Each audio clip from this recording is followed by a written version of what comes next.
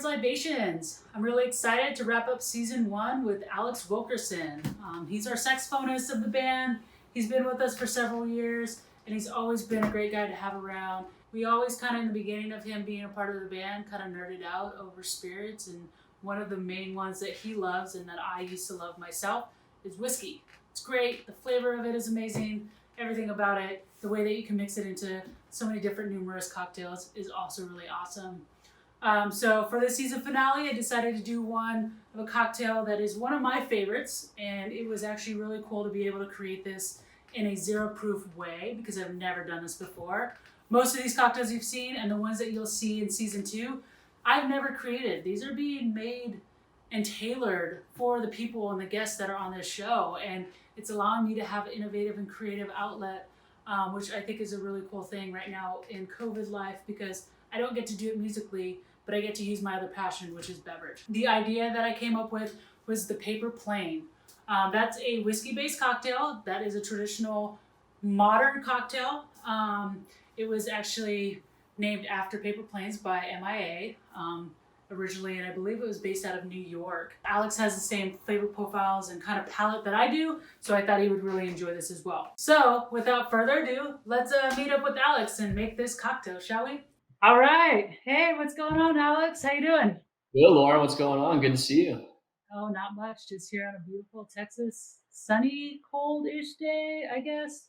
I don't know. It's nice outside. It's not as humid as it has been, which is great because It is a great day today. I'm excited for the recipe. Looking forward to trying it out. great day for a midday cocktail, right? Without Right. any of the repercussions of it being a real cocktail. It's great. Keep on being productive right on after. So Exactly. You can have this while you're working, and it's like totally okay. Like it's drinking, working on the job. There you go. So welcome to the show. Glad you're here for the season finale. And just wanted to kind of go over a couple of things. We talked a little bit earlier about how you're kind of in the same realm of like flavor profiles as me. So I kind of made one of the mocktails or zero proof mocktails that I think that you would enjoy. And just for our fans out there, do you drink? Do you not drink? Has COVID affected either of those things for you? Yeah, no, I do drink socially. I think COVID's been interesting for me. I mean, it's sort of like in stages of you're home a lot of the time, so it's you don't want to keep on doing the same thing. So it's kind of fun to try new cocktails out at the house, with a friend or my girlfriend and I make cocktails for dinner or for just like a weekday happy hour. But for me, I definitely have taken a bit of a break in terms of just alcohol consumption. So this mocktail is going to be a good thing to try out. Yeah.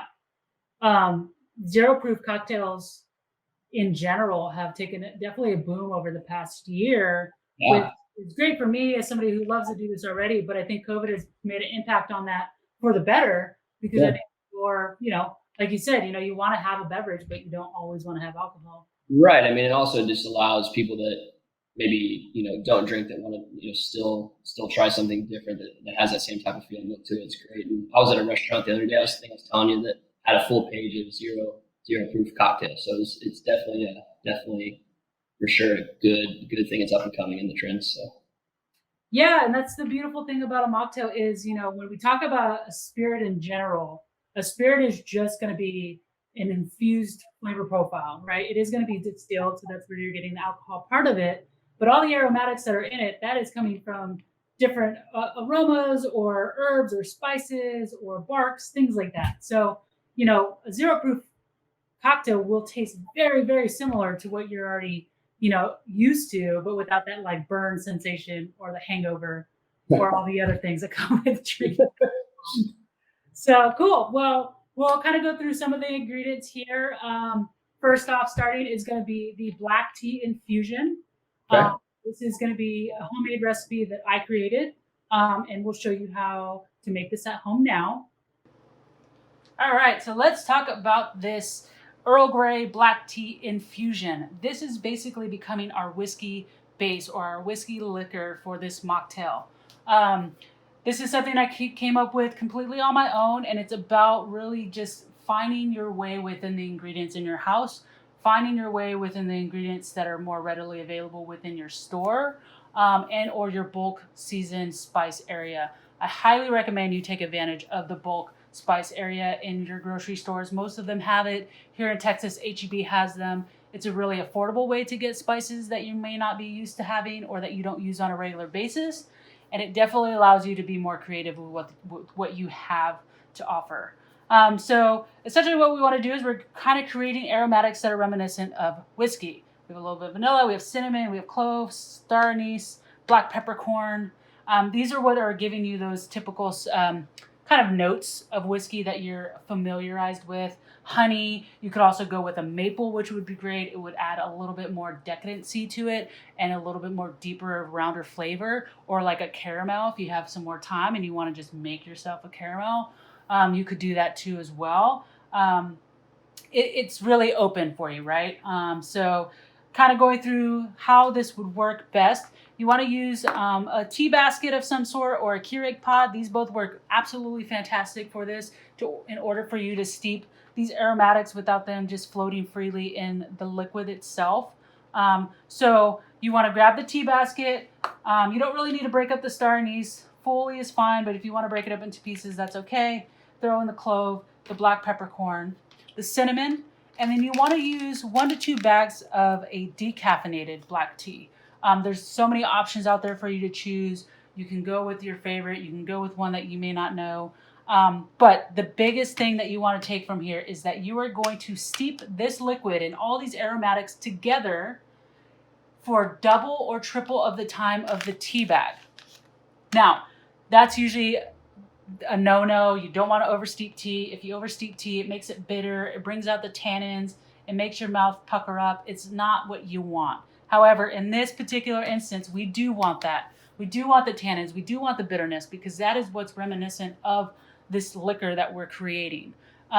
It gives it a little bit more backbone. It gives it a little bit more kind of that richer flavor profile so that we can also balance that out with the spices we have here. It's going to make sure that those come together very, very nicely. And then we're going to also balance that out. So once we have those being steeped within the actual tea itself, whatever vessel you want to do, 8 to 16 ounces, your choice, however you usually do that. Once we do that, we're going to pull this guy out with all of the aromatics that are already in it. So then now we just have a bare liquid. We're going to add our honey, which is going to not add sweetness, but it is going to level out the bitterness. You're going to have the notes of honey, but you're not going to have sweetness per se. All of these ingredient measurements will be in the bio and in the comments down below, so you'll be able to see exactly how much you want to add. You're going to have a dash of vanilla extract and some apple cider vinegar. The vanilla extract is going to give you that note that you get from whiskey, which is actually coming from the barrels that they're stored in. That's reminiscent of the actual wood. American oak is used more so than not with whiskeys coming, and those have that vanilla note to them. So that's why we're adding this. Apple cider vinegar we're adding because we want to add a little bit of astringency. We want to add a little bit of punch. This is allowing us to have that punch of astringency without actually having alcohol being presented in this liquor, right? In this fake mocktail liquor. It's adding acidity, it's adding a backbone so that you have a full range of flavor profiles happening. Now, I've created this particular liquid. This is something that I came up with on my own. You can definitely tinker with this. You can absolutely add a little bit more honey if you feel like it's too bitter. Back off on the vanilla extract if it's too much. And if you've already done that, then, let's add some water. Let's add something to dilute it a little bit again and see if we can play with it. This is totally open for interpretations. But for this particular cocktail, I felt that this was the most cohesive flavor profiles in order to balance with the next part of the cocktail we'll be adding now. These are non-alcoholic spirits. These are non-alcoholic aperitifs, non-alcoholic bitters, aromas. Those are starting to pop up all over the place. I really wanted to showcase one today for this cocktail because I want to show that it's not about the liquor, it's about the flavors. That is what this is all about. It's about having something that tastes good, that pairs well with your food, and it just lets you feel better about your day, that you're kind of just having a nice, proof or 0 proof beverage. So this here is DHO's. This is going to be an aperitif. They're based out of Denver, Colorado, so they're already kind of ahead of the game in terms of that kind of like non-alcoholic spirits. This is what you would know as Aperol. Okay. So those are Italian bitter aperitifs. Aperitifs is still a spirit, but the aromas that are coming from it are going to be infusions with cinchona bark, rhubarb, orange peel, gentian, things in that nature. So this essentially has taken all of those flavor profiles, infused this into water, and then didn't go through the distilling or the fermentation process so that it does not contain alcohol. Same thing that I did with my own home version for the second part of this, which is that black tea infusion, which is our whiskey. So a lot of information there, but I would definitely recommend looking on, Amazon has them, everybody. You can just look up non-alcoholic spirits, anything in that nature, and you're going to find a whole realm of things that you can take. The price point for this compared to a real bottle of liquor is half the price, more cocktails, less of the drama of not having that alcohol content in your body, less calories, all the things that you can think of that are for the positive and for the pros are on this. Cool. So we'll have those two as our main alcohol-based infusions. Then we have agave here. And I already have it squeezed, but there's lime juice in here. So do you actually make cocktails at home ever, or? Yeah, I do. Sometimes, I use the shaker and all the tools with the jigger, or sometimes just very simple, like an old fashioned. But it's a lot of fun at the house. For sure. Yeah. And that's the thing too, like making cocktails at home can always be fun because you're having to experience it in a different level, right? It's much easier to go to a bartender and be like, just make me it. When you have to get your like feet wet and kind of get your hands on it, it's a little bit more of a involved process. But because this is something that I want to make sure everybody at home can do, we're trying to use minimal bar tools and or making sure that you can handle that. We're just doing the shaker, we're just doing the jigger. Shaker's relatively inexpensive. You should be able to find those, as well as a jigger, couple bucks for this. And it's one of the best tools to use just to make sure you're like getting the measurements you need for your cocktail. If you don't have one of these, as I've said before in the previous shows, you can definitely use a tablespoon, teaspoon. Just make sure you're using the conversion for that properly so that you're getting the balances of flavors right and you're still getting yourself a 5-ounce cocktail. Other than that, we can play around with it. Same idea here. We're going to grab our shaker here, which already has ice in it for my end. You have ice in yours? Perfect. The other thing, if you don't have this guy and you really want to make this cocktail, add these liquids into a glass with the ice, stir it with a spoon consistently. You probably want to do it longer than like a minute or so to get it to the temperature you like it and kind of incorporate it the way that you like it. The shaker is just the easier, best way to do this. Perfect. So let's just go ahead. We're going to start off with 1.5 ounce of the black tea infusion.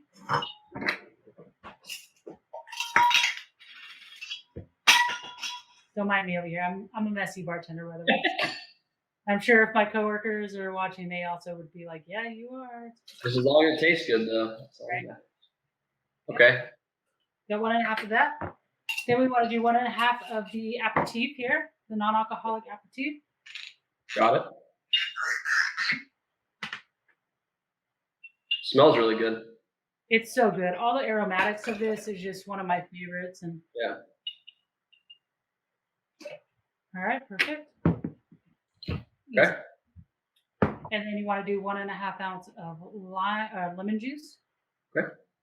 I'm actually just going to squeeze this fresh lemon actually in here, and then it's about half an ounce. And then agave, you want to do, this is a little bit tricky, 1/2 ounce or a little bit more. It's to taste for this most part, but 1/2 ounce is definitely the best way to go to keep it all balanced.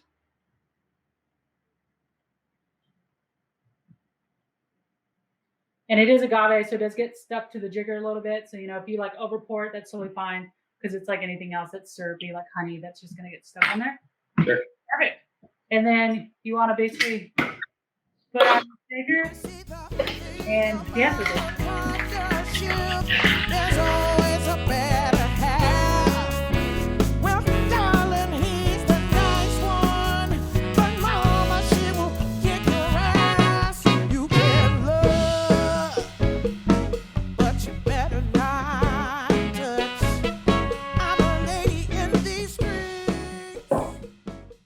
Top it off. And then you're just going to strain that in there just so that the ice doesn't fall in. So however you want to do that, technique-wise, it's totally fine. And voila. Now we're talking about garnishes a little bit. The difference in terms of that between you and I think you have a full lemon zest there. You can always garnish this by doing a little bit of a squeeze of the lemon. That also helps kind of exacerbate like the oils onto the actual cocktail. You can lay it in. You can garnish it on the side like I am doing. I believe he's just laying his inside. Yeah, I went with the middle. Yeah, I laid it in. And then there we go. Cheers. Cocktail for you. Very easy. Cheers.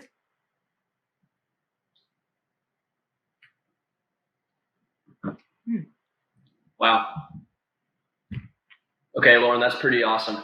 Pretty good. It's a pretty good cocktail. It's so hard to tell if it's liquor. I would not, if you gave that to me right now, I would not know that's 0 proof. Yeah. And that's what I'm trying to do, right? This is what it's all about, is like showing people and embracing the fact that you don't need to have liquor to have flavor. That's not what this is about. This is about having something that tastes great, that looks great, makes you feel great. That's all you want to do, especially now. This is awesome. This is really tasty. Big fan. Awesome. Well, thanks, Alex, for joining me for season 1, season finale. This has been a great time and a great couple of months doing this. And I hope that all of you out there tune into us for season 2. Don't forget, follow us down below. Comment if you would like to see any other kind of cocktails or other ideas. And also check out our new website, mackdaddymusic.com. That's MackDaddy music.com to see all of our upcoming events, as well as our new release date for season 2. Thanks again. Have a great one.